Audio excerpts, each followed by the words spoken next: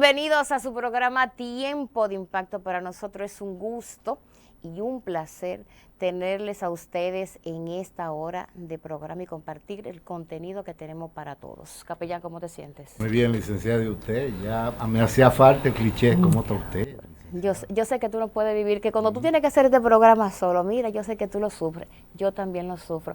Óyeme, ¿qué problema tengamos nosotros? No podemos estar sin uno, el uno sin el otro. Sí, eso es un asunto... Mira, sí, nosotros hicimos bien comprar... Si la iglesia evangélica lo cuestiona y lo analiza, nos pone como ejemplo de un amor mutuo para toda la vida, señores, inseparable, amor gemelo, amor siamés. Ay, Dios mío. ¿Qué más tú quieres? Señores, señores, es verdad. Muchas personas nos dicen que nos copian esa parte. Lo que pasa es que en las relaciones de pareja, la relación de pareja no debe perderse lo que es el buen humor. Entonces, tanto Capellán como yo somos dos payasitos. Sí, nosotros nos fascina reírnos hasta de las desgracias. Entonces, por eso ejercitamos mucho el rostro y siempre estamos... Yo tengo como 90 años y Capellán como 200. Y mira, parecemos, mi amor, como de 50 y de 30. ¿Es o no es? Entonces, pero es por eso, porque reímos mucho, nos reímos hasta de la desgracia y podemos dormir tranquilos porque no le hacemos daño a nadie. Entonces, eso es lo que permite que las relaciones de pareja se lleven bien, se manejen como debe ser. De que somos las parejas más felices de la bolita del mundo, no. Porque no existe parejas felices plenamente. La felicidad es momentánea y es desde el punto de vista como usted la vea. Porque para mí tal vez felicidad, para Capellán tal vez la felicidad es comerse un pastel. Para mí no es comer un pastel, es comerme un pedazo de fruta. Entonces, cada cual la ve como quiere. Entonces eso es lo que nos hace a nosotros una parejita interesante. Bien, yo creo que pero tú me extrañas. Bueno. Cuando yo no estoy aquí al lado por lo menos contigo. cuando yo hago el programa con el invitado, déjame decirte la cosa. Es bien ligerito cuando yo lo hago. Es bien ligerito porque aquí la rebusera soy yo. Tú eres el más pasivo. Yo siempre soy la que iba buscándole la quinta pata al gato. Tú sabías que hay un libro que se llama La risa, remedio infalible. Óigame, el que lee ese libro entiende el por qué debe de reírse todos los días. Salud, imagen, la risa es un remedio del alma, del cuerpo. Eso es así. Entonces, por eso tú planteabas en un principio, y lo recomendable es que siempre haya ese ánimo, esa forma de ser, de que las cosas no te hagan daño, sino que tú te rías de las cosas, de los hechos. Nosotros nos relajamos mucho acá porque hacemos un programa diferente. Usted no está metida en el rebú ese que anda ahí. ¿De quién? Usted sabe. Ay, mi amor. Pero no me pregunte eso, mi amor, que te bombeo. Tú sabes los millones que hay ahí. Capellán, ¿y por qué ese nombre? Nadie me ha sabido explicar el nombre del abusador. Óyeme. Explíqueme. Ajá.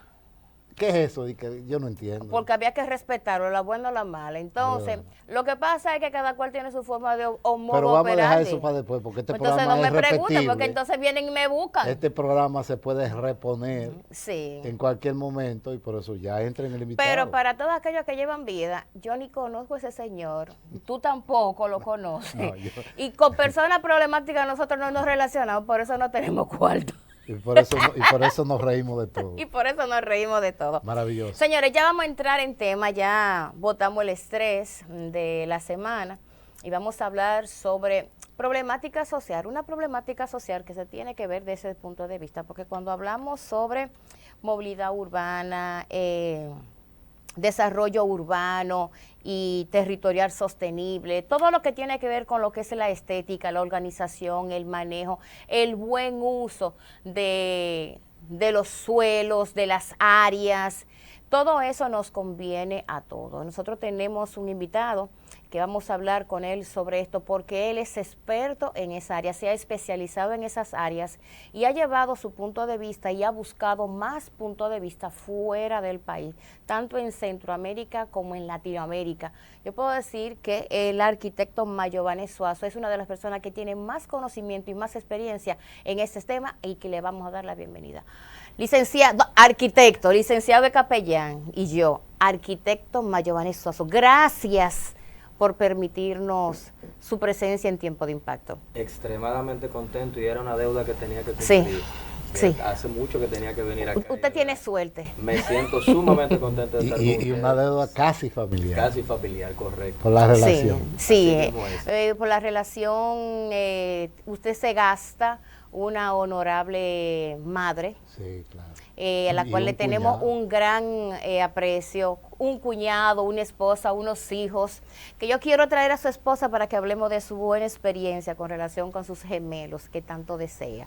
Entonces, Mayovanet, hablar de la problemática de la movilidad urbana, ¿de qué estamos hablando? Mira, eso es uno de los temas y de las frases que muchas veces se suenan muy bonitas, pero no se entienden. Exacto. Y yo creo que es importante destacar que la movilidad no es más que cubrir las necesidades, la necesidad que tiene el ser humano de movilizarse, de desplazarse de un punto a otro. Cuando vamos del colegio a la casa, de la casa al colegio, de la casa al trabajo, eso es parte de la movilidad. La movilidad no es simplemente un nombre, sino también cubre una necesidad que tienen los ciudadanos de desplazamiento.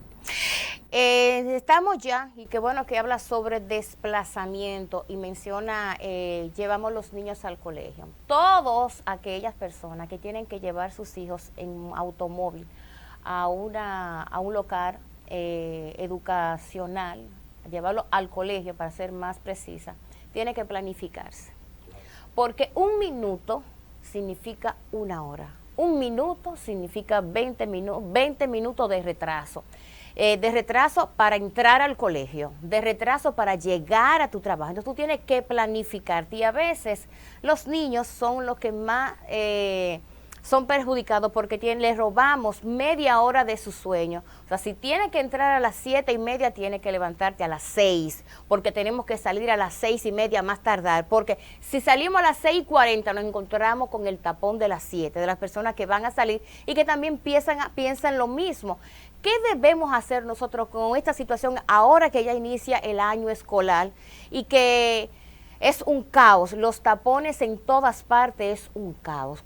¿Cuáles son esas recomendaciones que tú tienes previstas y que, si Dios quiere, en un futuro tú pudieras vender la idea o ponerla en manifiesto en un proyecto particular? Mira, los procesos de movilidad en ese sentido son muy comunes en América Latina. América Latina, en sentido general, tiene un 80% de población urbana, destinado prácticamente a que en el año 2030 va a ser un 90% de población urbana. ¿Qué quiere decir esto? Que en la medida que las personas viven en las ciudades, o sea, hay mucho más demanda del uso de lo que es el transporte, y por ende el parque vehicular de nuestro país ha crecido significativamente, tanto así que se ha triplicado en los últimos 20 años. O sea, los vehículos que habían en el año 2000 son 3 veces mayores hoy en día, casi 20 años después. Entonces, esto ha perjudicado bastante. No es que hay más colegios, independientemente de que también los haya, no es que hay más colegios, sino que el parque vehicular se ha incrementado. Yo creo que más que todo lo que debemos de fomentar es generar políticas de movilidad urbana más dirigidas a lo que es el transporte público colectivo. ¿Cómo cuál? Mencióname dos accionar que pudiéramos hacer para no morir en el intento, porque oye, hay personas que se quedan en un tapón. Me explico.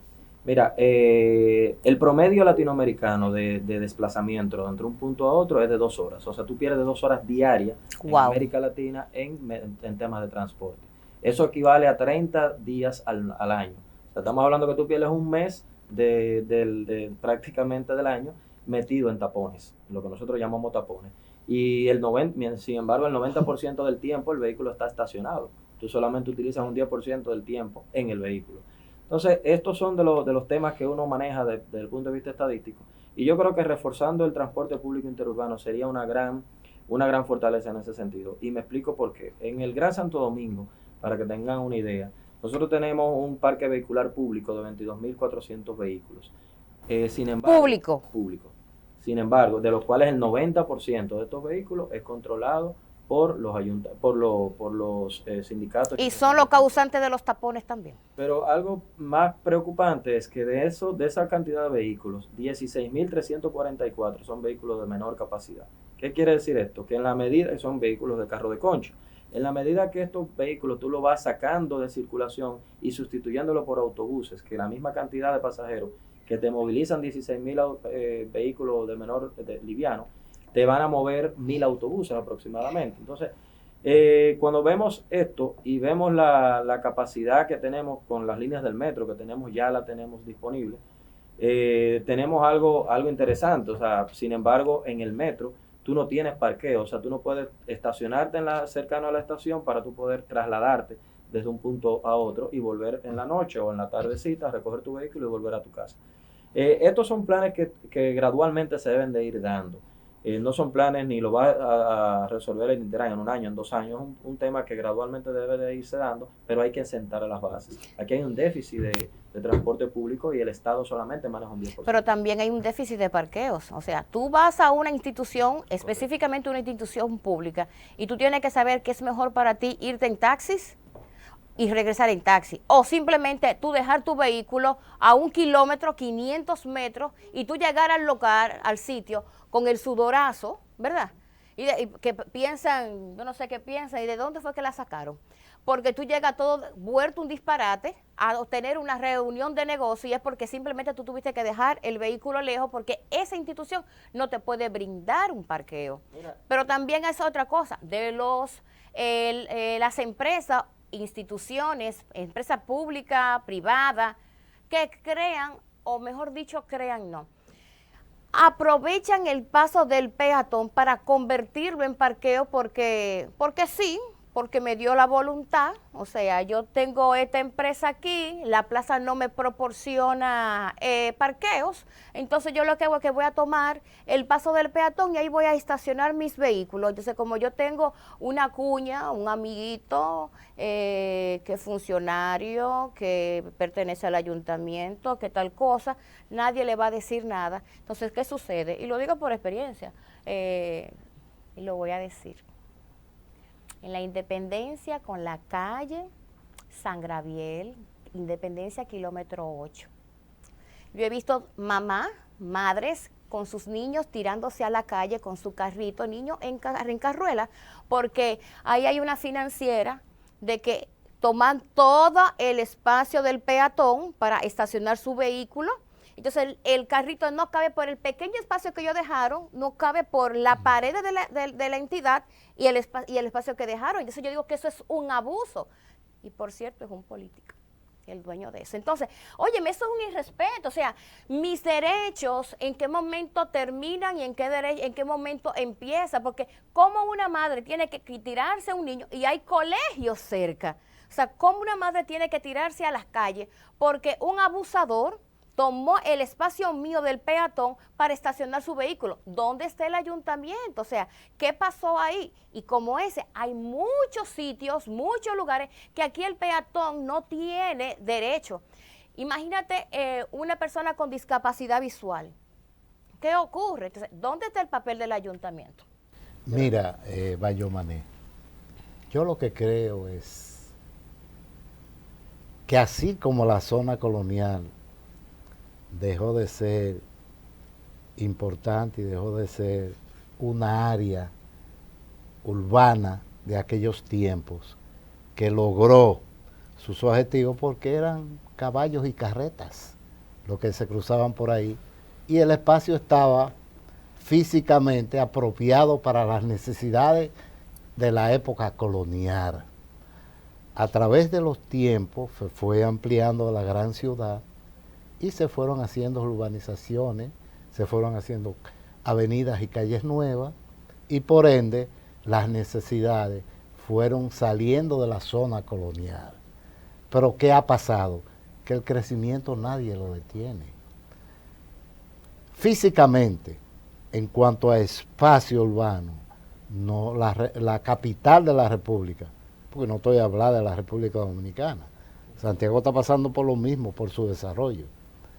La capital de la República Dominicana no tiene espacio. Entonces, ¿qué es lo que yo considero que se debe hacer? Cuando no hay espacio abajo, usted tiene que usar la parte aérea. ¿Qué ha pasado con las grandes torres? ¿Qué ha pasado con los grandes edificios? Abajo no hay espacio, los metros no crecen. El metro tiene una medida y las casas y torres se hacen en base a una medida. Entonces, ¿por qué en las torres aparecen? Porque en la ciudad no hay espacio.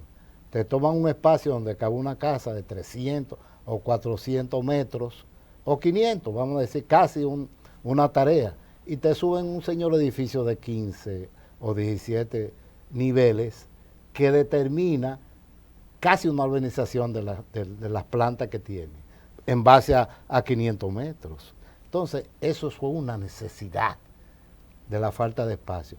¿Qué es lo que tenemos que hacer, Mayovani? A agarrar la parte aérea y aprovecharla. ¿Qué es lo que hacen las grandes metrópolis? Eso mismo. Por ejemplo, ¿qué es lo que es un tren, por ejemplo, aéreo? Bases en Miami hay un tranvía que te cruza la ciudad y tú tienes sitios donde el ciudadano sube y se monta y nada tiene que ir a las calles. Igualmente ocurre con los sistemas de metro. En Estados Unidos y en los países desarrollados, cuando salen del subterráneo caen en la parte aérea y tú ves todas las calles, las avenidas, desde arriba. Pero no solamente, llegará un momento en el futuro que todo será arriba, porque tú no puedes detener el desarrollo de la humanidad. Tú no puedes decirle a una familia, no, usted no puede, nada más puede tener 2 niños, como una vez hicieron los chinos, que le prohibieron a la familia tener más de 2 muchachos, precisamente por eso, por la acumulación de gente en las metrópolis. Entonces, ¿qué recomendación? Porque nos estamos matando aquí en la ciudad. Nosotros los dominicanos en la metrópoli, en la ciudad de Santo Domingo, nos estamos matando. Aquí se entran a tiro. Óyeme, choferes con choferes, y más en el transporte público, que es un desastre. Se matan a tiro y a puñaladas.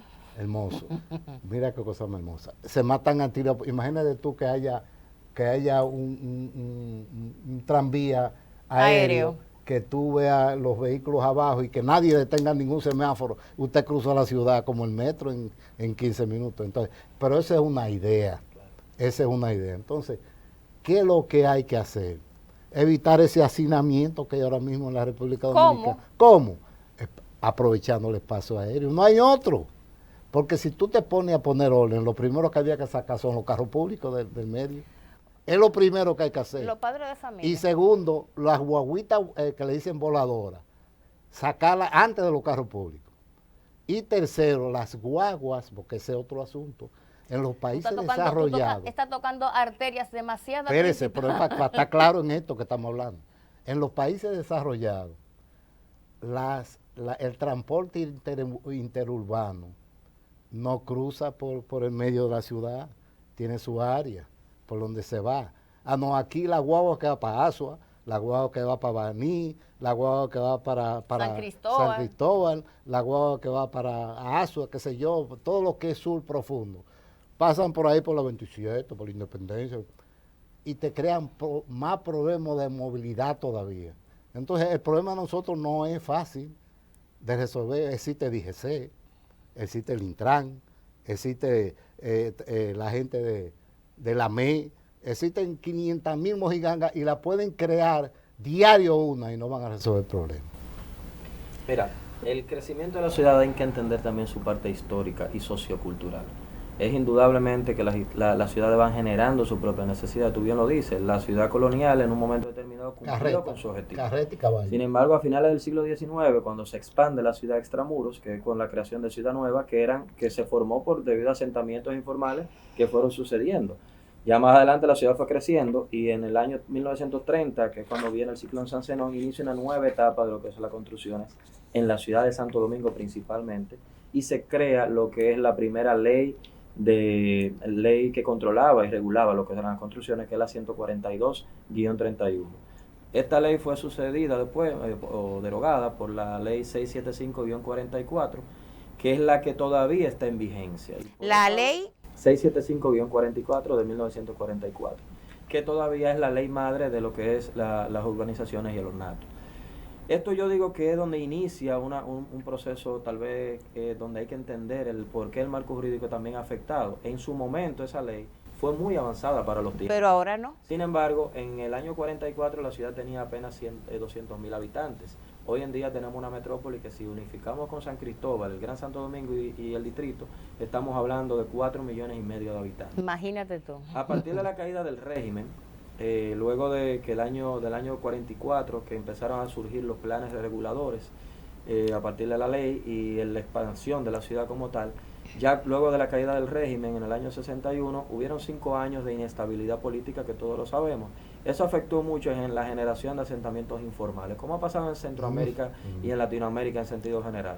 Se van arrabalizando algunos solares, algunos emplazamientos que eran propiedad en aquel entonces del dictador o de la familia del dictador. Por ejemplo, surge luego de la guerra de abril del 65, surge lo que es el Manguito, que todo el mundo lo conocemos, en el mismo centro urbano, que en ese momento era una zona apartada de la ciudad. Claro. Y la ciudad se va expandiendo, la ciudad va generando... Y desorganizada, expandiendo. Claro, porque si se expande organizada está bien, pero desorganizada. A partir de ahí empiezan a surgir algunos planes que fueron de manera que aportaron cosas positivas, como el pulmón verde, el cinturón verde que tenemos, que en cierto modo la visión del presidente Balaguer en ese entonces fue muy acertada. ¿Cuántos pulmones tenemos ahora mismo en el Distrito Nacional? ¿Solamente el Mirador Sur? No, en el distrito tenemos varios, tenemos el Zoológico Nacional, el Jardín Botánico, el Parque Mirador Norte, que aunque pertenece prácticamente a Santo Domingo Norte, pero es parte de lo que son las áreas verdes y lógicamente con todo lo que son los parques que tenemos. Entonces, a partir del 65 inicia una nueva etapa del urbanismo en la República Dominicana, pero todo ha sido creado con un crecimiento horizontal de la ciudad. Cuando la ciudad fue creciendo horizontalmente, llegó el momento en que trasladarse de un punto a otro en la ciudad. Entonces, los 12 años de Balaguer fueron famosos por los complejos que se desarrollaron a nivel de los parques que se hicieron, grandes parques, y por las grandes avenidas, autopistas, que en ese entonces la prioridad en el momento era el vehículo. Hoy en día el vehículo es una molestia para las ciudades. Paradójicamente, lo que venía a ser una función hoy en día es una molestia. Y es por esto que hablamos del fomento del transporte público. Entonces, ya la nueva etapa de lo que es el urbanismo, luego de los gobiernos del PRD, del 78 al 86, surgen los planes de Onatrate, que ya la ciudad iba creciendo, y surgen los problemas que en inicio era un programa interesante de transporte interurbano. Sin embargo, lo que ha sido tradicional, las improvisaciones y la falta de una política de Estado en materia de movilidad, por ejemplo, y de transporte, lo que ha venido pasando con la ONSA, las malas administraciones, no darle continuidad a los procesos, cayó en lo Onatrate. Ya el crecimiento vertical de la ciudad de Santo Domingo inicia en lo que es a partir del año 96, cuando la llegada ya al gobierno, porque los primeros 10 años del segundo mandato del gobierno de Balaguer, no se trabajó tanto en la verticalidad de la ciudad. Es a partir del 96, con la llegada del gobierno de Leonel Fernández, donde inician los proyectos privados, principalmente esa inversión privada, de desarrollar torres de alta. ¿Se respetan la ley matriz para desarrollar ese tipo de urbanismo? Nosotros tenemos, sin lugar a duda, uno de los mejores marcos jurídicos desde el punto de vista normativo de la ciudad. ¿Dónde está el problema? En la aplicación de la ley y en los resultados, o sea, en la aplicación y en el régimen de consecuencias que debe tener esta ley. Tú bien lo dices.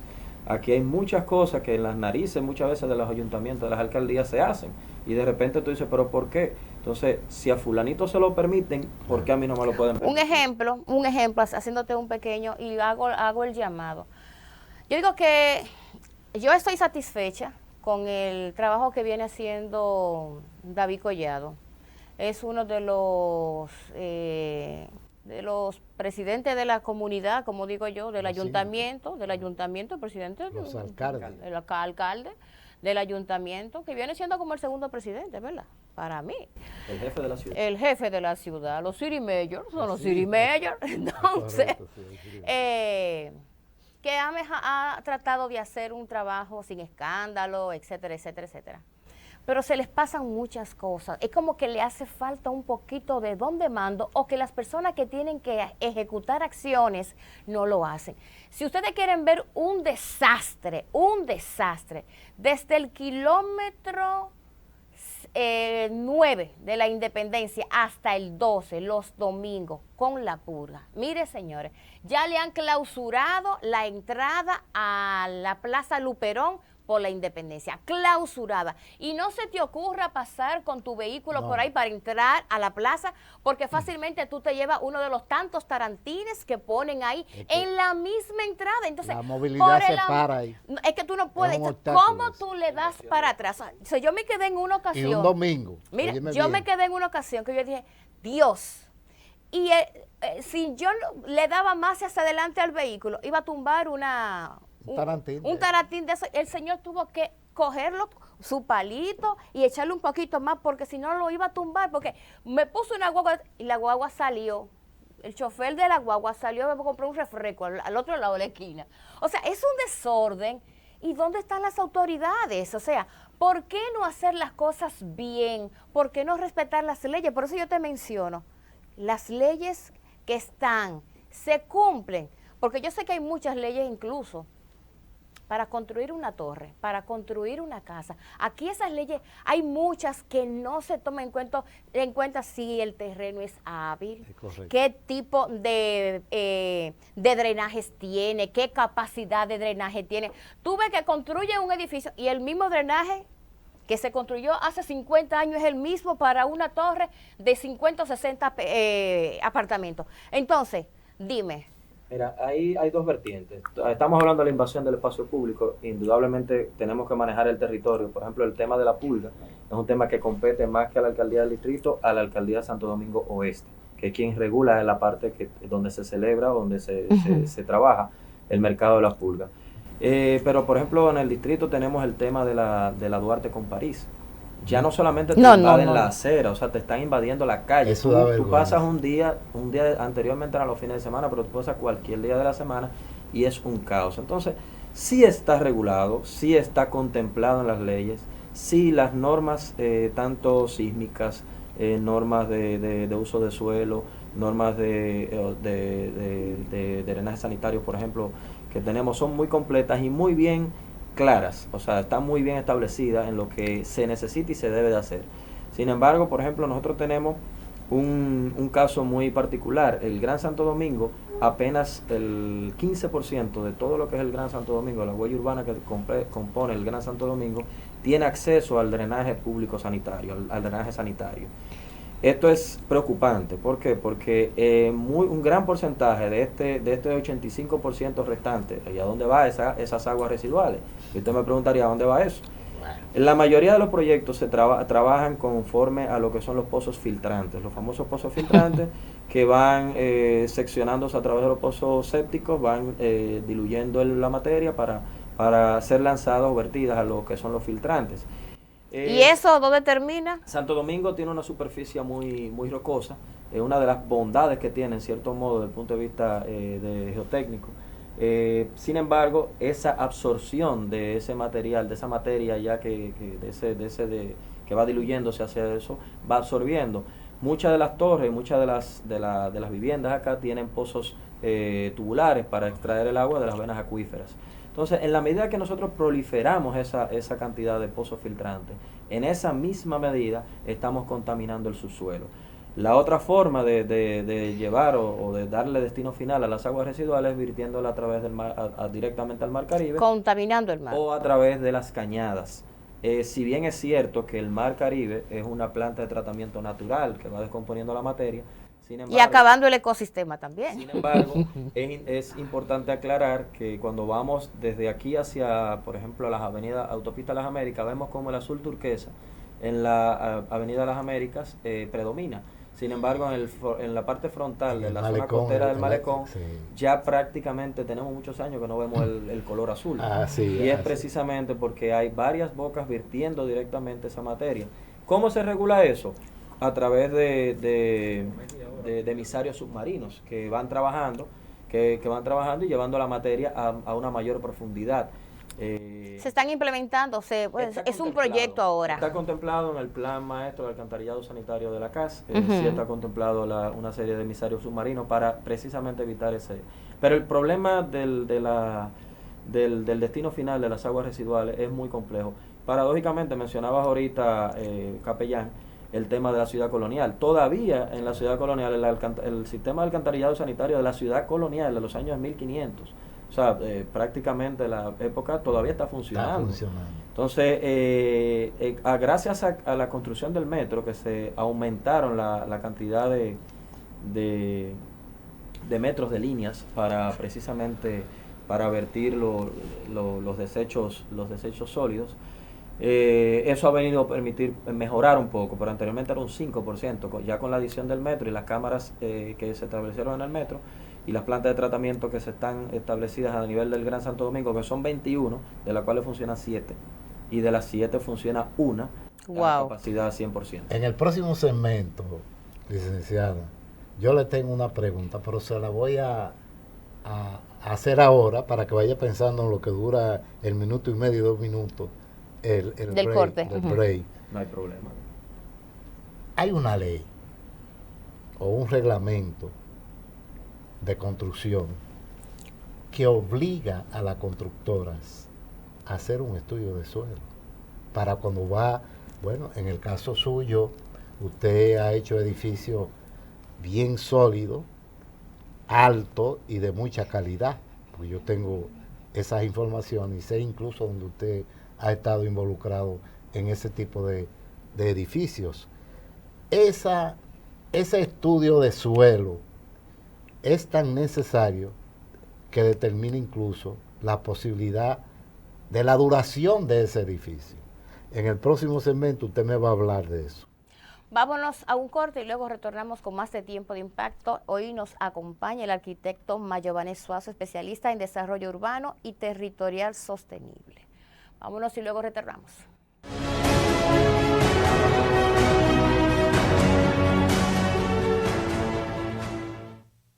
Visita la página web www.funtecom.org para cualquier información sobre tecnología y comunicación. Funtecom, la Universidad de la Telecomunicación en la web. Funtecom, fuente universal de la tecnología y el conocimiento.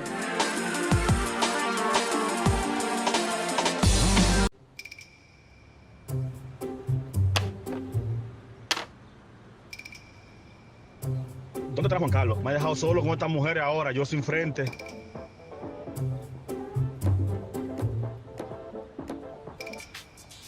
Por fin. ¿Y dónde tú estabas? Tenemos una hora esperándote, mano. ¿Y qué es? Tranquilo, Correa. Señores, miren lo que le traje.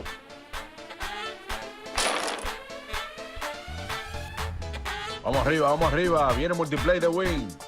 Baraje el aburrimiento, compadre. Pero ven acá, ¿de esto sé yo? Disfruta de Internet 4G, televisión en línea y voz para tu móvil y hogar desde 650 pesitos. Baraja el aburrimiento con los nuevos planes Multiplay de Win Telecom. Win Telecom, comparte sin límite.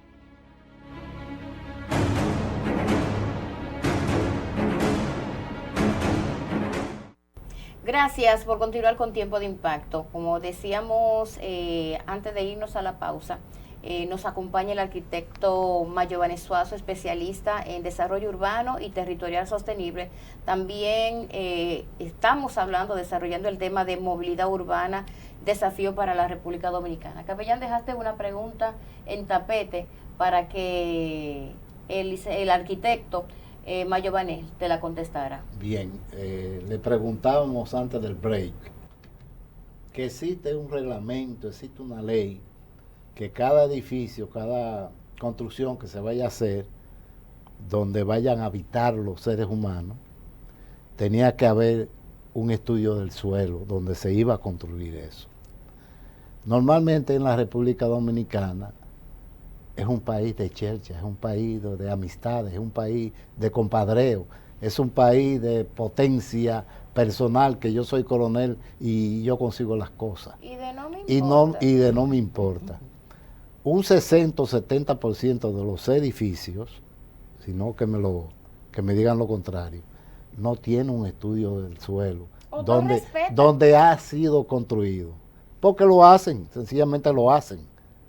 Ve, ningún juez ni ninguna institución jurídica para, a través del ayuntamiento, para una construcción porque no le han enseñado el papel de estudio del subsuelo. Yo digo, y es un asunto que es un buscapié que yo lo voy a tirar a usted, el país nuestro es el país más bendecido del mundo. Óigame bien, el último terremoto de importancia que hubo en República Dominicana hace 30 años, y el anterior fue en el 1800 y pico, 1830 por ahí. Entonces, yo digo, personalmente yo, que lo que va a determinar el estudio del subsuelo, del suelo, en las construcciones, es un terremoto de 7.5 o más de 7. No creo que aguanten mucho. Espérese, los que queden parados también construidos. Esa va a ser Y la están prueba de trabajados, resistencia. claro, y están trabajados en un terreno bien estudiado. Oíste, la prueba de resistencia. Los que queden un parados. 7.5. Oye, los que queden parados. Es un dato de mi amigo, el ingeniero Osiris de León. Ajá. Bueno, Estamos coincidimos. pegados entonces. Estamos pegados. Mira. Coincidimos Osiris y yo. Se Déjeme respeta decirle, esa ley mira, Que los que queden parados son los que tienen, lo que pasaron la prueba. ¿Y qué va a pasar ¿y qué pasaría con lo que cuando yo compro un apartamento en una No torre tiene donde- garantía. Ajá, ¿qué va a pasar con Nada, esa no garantía? tiene garantía. Decir, ¿Existen ese tipo de garantía para aquellos adquirientes de apartamentos? No, porque Si tú en compras dado un caso- apartamento y no te dicen, mire, este es el estudio de suelo. Tú lo compras. Mira, Debería un un adquiriente Es más, el estudio de solicitar suelo es eso. falsificado ya, Espérate, para llegar debería más. un adquiriente de un apartamento de esa torre decirle, muéstreme el estudio de suelo que avale que esta inversión que yo voy a hacer vale la pena. Y yo lo dudo. Y que es esa cosa- legal, Sí, y él lo sí, puede tiene tu exigir. derecho. Eso es legal. mira, puede exigir. para mí es muy cuesta arriba decir que en cierto modo yo difiero con algunas cosas con el maestro Osiris de León, a quien tengo una grandísima Coincidimos. admiración. Coincidimos. Por ejemplo, en el año 2010, Amigo mío, muy amigo. sí, no, a quien tengo una gran distinción, indudablemente, una persona en institución en este sentido, y por eso es muy cuesta arriba para mí cuestionar, o no cuestionar, sino tal vez llevar diferencias de criterio más que todo. A partir del año 2010, cuando el famoso terremoto de Haití, se modificaron las normativas, sobre todo el código sísmico en la República Dominicana, y lógicamente se endurecieron las normas. Esto a su vez implicó también que se establecieran lo que son los estudios geotécnicos. Anteriormente se establecían los estudios geotécnicos para viviendas de más de 2 niveles, no para viviendas de 1 y 2 niveles. Sin embargo, a partir de esta situación, de esta modificación, se estableció que incluso hasta una vivienda de un solo nivel tiene que cumplir con un estudio de uso de suelo. Si hay algo que indudablemente tengo que ser objetivo en nuestro planteamiento, es precisamente que las autoridades actuales del Ministerio de Obras Públicas han implementado de manera eficiente el seguimiento a estos proyectos que se están desarrollando. Mi mayor preocupación en la República Dominicana con respecto a un sismo de categoría 7, categoría 8, y lógicamente ya categoría 9 es un sismo bastante Se acabó todo. complejo, ahí es un tema de pedirle a Dios que no se caiga. Pero mira, mi mayor preocupación más que todo, que Dios no los quiera, que no suceda, o que Dios no quiera que no suceda, es en la vulnerabilidad que hay en los asentamientos informales en nuestras ciudades. Aquí hay un alto porcentaje de asentamientos informales que es donde más puede haber vulnerabilidad en ese sentido. Los proyectos en los últimos años que se han estado desarrollando ha tenido un seguimiento por parte de las autoridades del Ministerio de Obras Públicas, en este caso que es quien regula la parte técnica. La parte del uso de suelo y territorial es más que todo los ayuntamientos. Pero en el tema del Ministerio de Obras Públicas se le ha estado dando seguimiento. Hoy en día tú para aprobar un plano tienes que conllevar una serie de rigideces en el proceso, tienes que ir a acudir a hacer inspecciones antes de cada vaciado, y esto son cosas positivas. ¿Y se hace? Sí, se hacen. En los proyectos, lógicamente los proyectos formales, me refiero a los Chequean, proyectos formales. miden, o sea, Sí, y a miden A la donde calidad, hay, ese vaciado y todo eso. claro, y a donde voy es precisamente en la informalidad que existe. Y esto se debe a precisamente el seguimiento que se le da a los proyectos con informalidad, pero nosotros que estamos trabajando en el marco de la legalidad, Claro. indudablemente tenemos que apegarnos a las normas para poder no ser cuestionados a futuro. Entonces, esto yo creo que también existe una responsabilidad del ingeniero supervisor, del ingeniero constructor, desde el punto de vista. Yo creo que aquí hay buena base. Una pregunta, alguien diría, pero es inocente esa pregunta, Capello. ¿No existen inspectores que ven una construcción y pueden decir quién es el ingeniero encargado, qué compañía constructora es? Y exigir, por ejemplo, ustedes tienen los papeles legales, tienen el asunto de su suelo, todo eso. ¿Existe ese departamento, o sea, del ayuntamiento, o sea, de quien sea, que tiene la autoridad de ir a un sitio donde se está construyendo a cuestionar esa construcción? Sí, claro.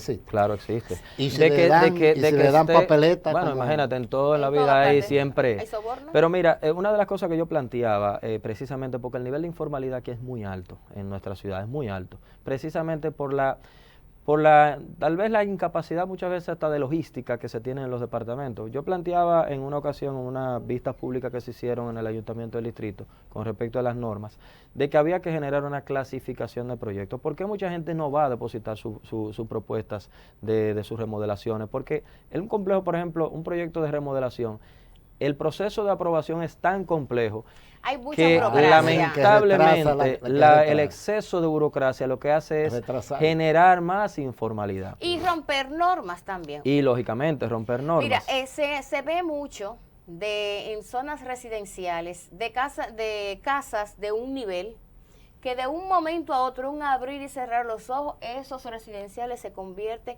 en zonas de torres.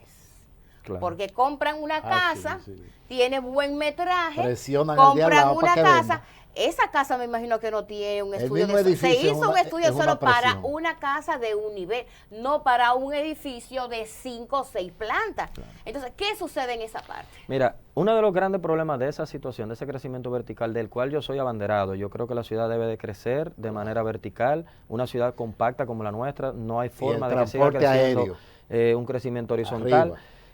Sin embargo, esto conlleva una serie de requerimientos desde el punto de vista técnico, por ejemplo, el destino final de las aguas residuales, el manejo de las vías públicas, por ejemplo, el drenaje pluvial.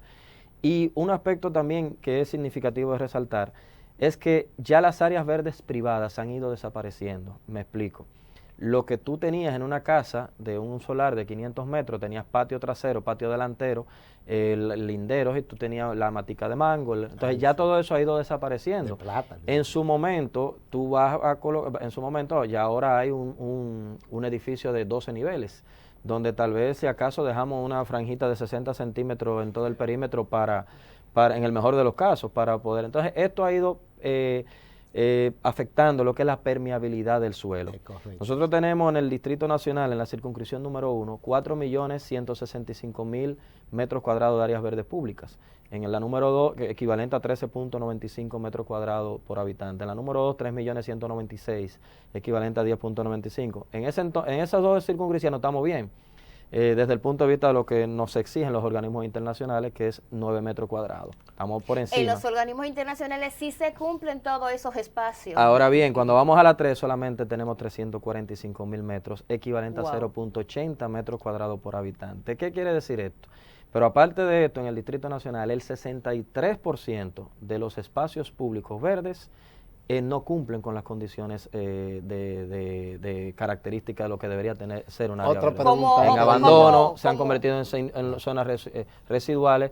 En esta gestión se ha ido recuperando algunos espacios. Porque exactamente, recuperar el espacio, que ahí es donde entran los ayuntamientos. O sea, eso es una norma que debe cumplir los ayuntamientos, que donde aparezca un pedacito de suelo, habilitarlo. ¿Para qué? Porque ya que yo no tengo para dónde moverme para ningún lado, pero por lo menos este parquecito para que los muchachos puedan jugar. No es un da pena eso. No es un tema nada más de recuperar el espacio. Si no hay una vinculación social, si no hay una integración ciudadana en ese proceso de vamos a seguir haciendo lo que hemos venido haciendo hace 30 años, tirándonos una foto con el alcalde, salimos con un pergamino, nos arreglaron la cancha, pero a los 3 meses ya la cancha no está funcionando. Dentro del marco jurídico de ese tipo de construcciones, de urbanizaciones, porque yo no les exijo a las torres. ¿Qué están haciendo las torres?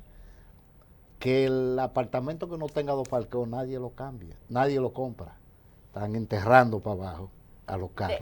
Que para mí, enterrando. Para mí es un gran error. Desvalorando también y es un error. Para mí es un gran error porque afecta error. indudablemente lo que es el medio ambiente. Por ejemplo, en Ciudad Panamá... Pero espérate que la pregunta que te voy a hacer es la siguiente.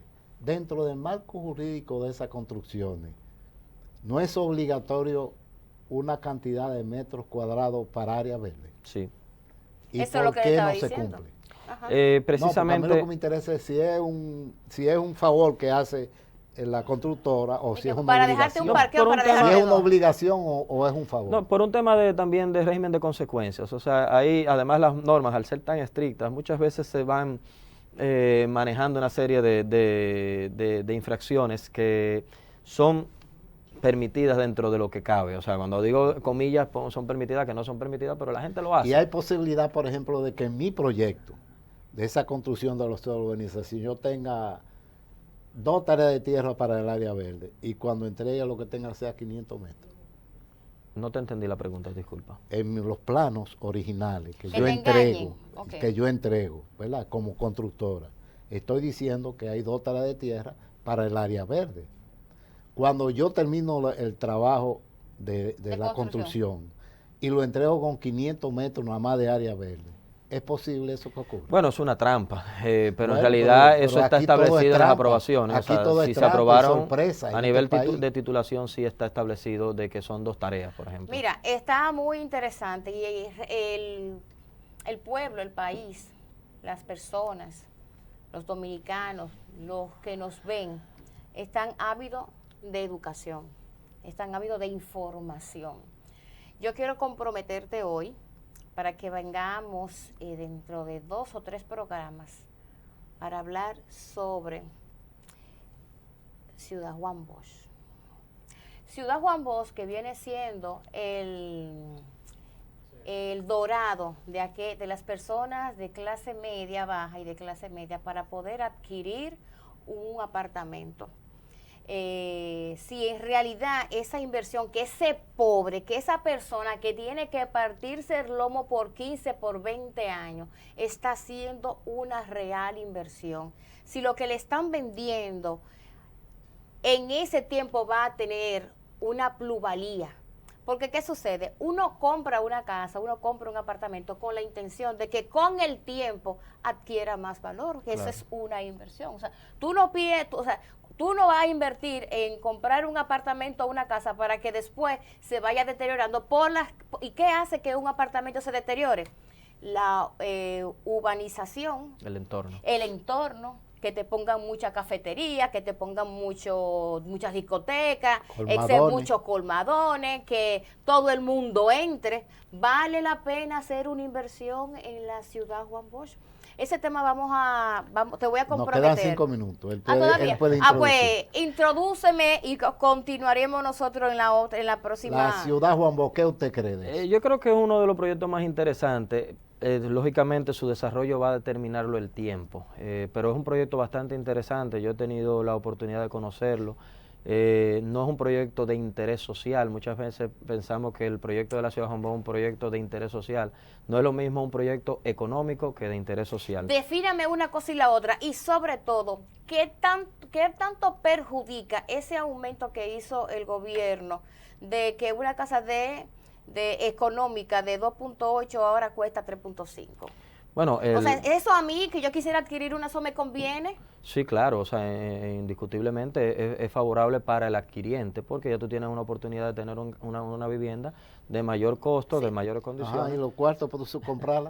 A donde voy es, no es que me suban, no es que suban la casa, no es que suban la vivienda, lo que tú tienes, eso es lo que yo quiero que tú me lo expliques. Es la consideración de una vivienda económica a una vivienda. Yo entiendo, dentro de mi ignorancia en ese sector, que si yo compraba este teléfono en 5,000 pesos, ahora ese teléfono Cuesta cueste 7. 8,000 pesos. Ya yo voy a tener menos posibilidades de adquirir ese teléfono. No, no. Y es el mismo teléfono, tiene el mismo software, me da el mismo trabajo. Entonces yo me pongo a pensar, ¿qué fue? Pero que ellos creen que me están ayudando, por lo menos eso es lo que yo entiendo. Explícaselo tú a aquellas personas que tenían un pensar, voy a adquirir mi primera casita en Ciudad Juan Bosch porque puedo conseguirle en 1.5 y el gobierno me da casi un 12, un 13% si esta es la primera vivienda. ¡Wow! Voy a aprovechar eso. Pero ahora con este anuncio que me habrá confundido qué es lo que está pasando. No fue que subieron la vivienda, lo que Exacto. subieron, lo que prácticamente Es la la categoría de la vivienda ahora, una vivienda económica ya puede incluso tú tener, ¿por qué? Porque tú sales a buscar una vivienda 1.8, ya tú no encuentras en la ciudad una vivienda 1.8. No en ninguna parte. Ni siquiera en la avenida Jacobo Masluta, ni siquiera en los proyectos. Entonces ya ahora tú vas a poder... En 3,5 millones ya tú estás considerando una vivienda ya económica y hay viviendas que todavía... Eso quiere decir que tú no vas a dar los 3,5 millones, sino que tiene ese valor. Que tiene ese valor, correcto. O sea, tú tienes hasta ese valor para tú conseguir, para hacer una vivienda. Pero espérate, no de fondo. Pero espérate, imaginémonos, tú eres el arquitecto, tú eres el que construye. Tú con 2.8 construiste una casa. Y un 50% de esos 2.8, 1.4, es lo que cuesta en material la casa. La otra parte, el 1.4, son tus beneficios. Entonces, por esos 2.8... No creas que los constructores ganamos tanto. No, pero un ejemplo, dentro de mi ignorancia, eso es lo que la persona entiende allá afuera. Entonces, quiere decir que con los 3.5 es prácticamente lo mismo que los 2.8, pero es en clasificación, no en el costo real. Sí, no, es en el costo real de venta. Tú tienes ya un costo real de venta de 3,5 millones, o sea, tú tienes puedes adquirir una vivienda como primera vivienda que puede ser hasta de 3,5 millones de pesos. Ya una vivienda de 2.800.000, es difícil conseguir una nueva vivienda. No, pero es que no me han entendido. Yo Mira, voy a ya comprar, estamos en tiempo, ya, por favor. Para cerrar, yo voy a comprar un apartamento de allá, de Ciudad Juan Bosch. Claro. De Ciudad Juan Bosch, ¿verdad? Y antes me estaban pidiendo 2.4. Cuando el presidente dijo 3.5, ¿qué tengo yo que hacer? ¿Me van a cobrar los mismos 2.4 o los 3.5? No, es que lo que se habla de 3.5 no es que subieron las viviendas siguen al mismo precio. A los 2.4. Sí, siguen a 2.4. Lo que pasa es que el nivel de señores, financiamiento para la clasificación de una primera vivienda quiere decir que pasó de ser de 2.4 a 3.5. O sea, ¿qué quiere decir? Que en esa alocución que hizo el presidente Danilo Medina, si usted compró una casa económica de 2.8, un ejemplo, con esa locución el presidente le regaló a usted 1 millón de pesos. Es así. Claro, o sea, pero 1 millón de pesos. No, espérate, 1 millón de pesos. Casi 1 millón de pesos. Porque 1 millón de pesos. Bueno, casi 1 millón de pesos. Son 3.5. No, porque es el 10% del valor de la vivienda adquirida. O sea, si tú la adquiriste a 1.4. Esa es la palabra. Sí. Ahora, si tú adquiriste una vivienda a 3.5, el 10% va a ser completamente diferente. Es que estamos confundidos y la gente lo quiere saber. Yo estoy hablando de la persona que va mañana a comprar a la Ciudad Juan Bosch y da los 2.4.